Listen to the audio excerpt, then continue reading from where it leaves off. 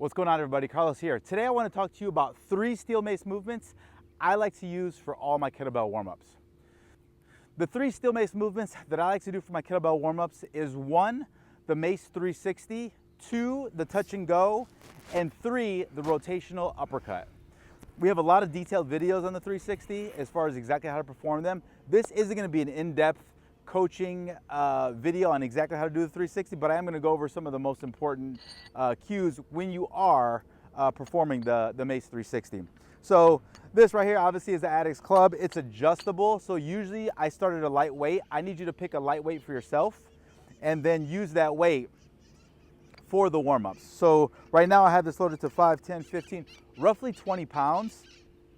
If you need to lighten it up, the good thing about this whole system is that you can adjust. Right now I have 5-pound weights on here. We have 2.5-pound weights, and we also have the 1.25 weights as well. So if you want to start off with just the handle, you can do so. And then if you want to incrementally load up to a weight that's more comfortable for you, you can do that.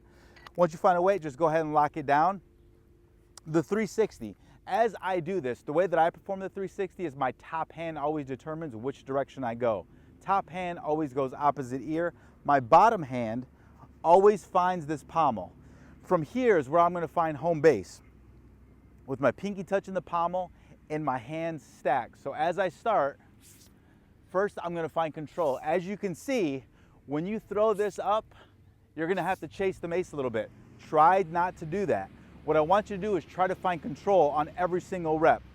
This warm-up is going to be 6 minutes long, so it's going to be 2 minutes of 360s, 2 minutes of touch and goes, and then 2 minutes of rotational uppercuts.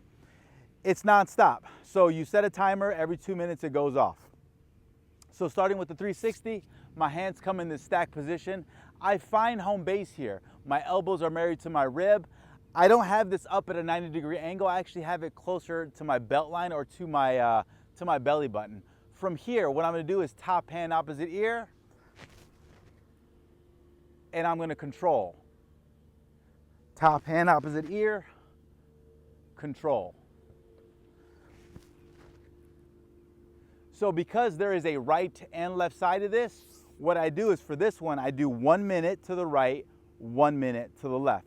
So what it's going to look like is once I get here, my bottom hand comes and catches after a minute, and then I go to my left side. The exact same principles apply here. What I'm doing is I'm finding control. You see how I'm a little shaky? One side typically is going to be better than the other. And you know what? We're all that way. That's okay. That just means the side you should start with, and that means the side that you need to be practicing with.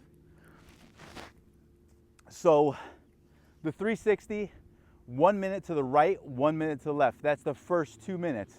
The second 2 minutes, no pause in between, is going to be the touch and go. The touch and go starts to involve a squatting pattern. That's the reason why I like to do it. That's why I like to use it with the warm-ups. So when I start the touch and goes, I typically place the mace in between or in line with my feet. Some people like to place it outside. Some people like to place it inside, where I'm about to do it right now. It's really preference on what you feel most comfortable with. As you're doing this, what I want to make sure is that this mace stays close to my body and is not way out here as you do them. I'm going to perform one movement, and then we're going to talk through it a little bit more. So touch and goes. Hands get stacked. Bottom hand comes to martini glass of the mace. I come down, I touch. I don't touch out here. I touch close to my toe. Please don't smash your toes. 360. Right hand goes to martini glass. Bottom hand finds pommel. Touch your toe or right in front of it, and then we switch. So here, there's going to be an offset here. One, you're involving a squatting pattern. 2, you're also off balancing your right and left side as you go into this launch position stack. Now this is coming to the opposite side. One side's being loaded, the other side is not. You're finding this cross body stabilization, and you're having to contract all your abs. Your abs need to turn on. Your biceps need to turn on. A lot of core muscles need to turn on in order for you to perform this movement. It's one of the reasons why it's the second 2-minute interval of my 6-minute warm-up as I'm working through my 6-minute warm-up. Now I'm gonna do this from the side just so you can see what I was talking about, how I don't want this mace to come out in front of me. So as you can see, I keep it close to my body. It stays close. It stays close. What I don't want to see is this. You see how far that is from my body, from my toe? So then when I come to launch, what it's gonna do, it's gonna throw off my 360, and I'm not gonna be able to control it as much as I could if I kept everything close to my body. It's very similar to Olympic lifting. Keeping that bar close to your body as you go into explosive movements is gonna decrease injury, and it's gonna maximize your energy output. So the first 2 minutes we do 360s, the second 2 minutes we do touch and goes, the third minute we do rotational uppercuts. Rotational uppercuts here, and I alternate from right to left. So from here, I launch, I catch. Now if you notice here when I catch, both hands are an overhand bench press grip. So palms are down. From here, I rotate, and then I come back. As I come back, this arm is gonna throw it up, stack, catch. Both palms are facing down. You're in this bench press grip. From here, rotate. Now on this one, I don't like to find the pommel on this one only because my arms aren't that long. Your arms may be, and more likely will be, longer than mine.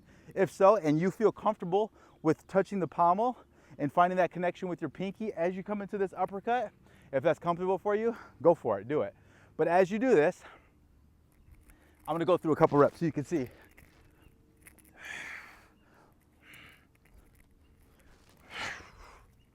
Bench press grip, boom.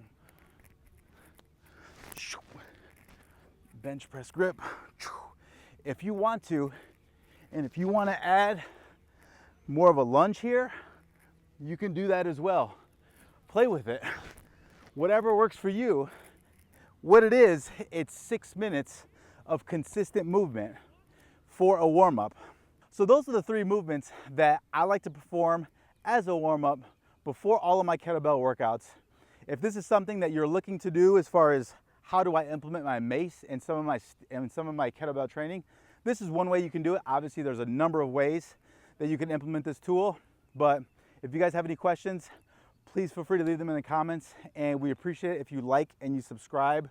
It helps this channel grow, and it helps us bring a lot more content to you guys about steel club and steel mace training. Hope this helped out.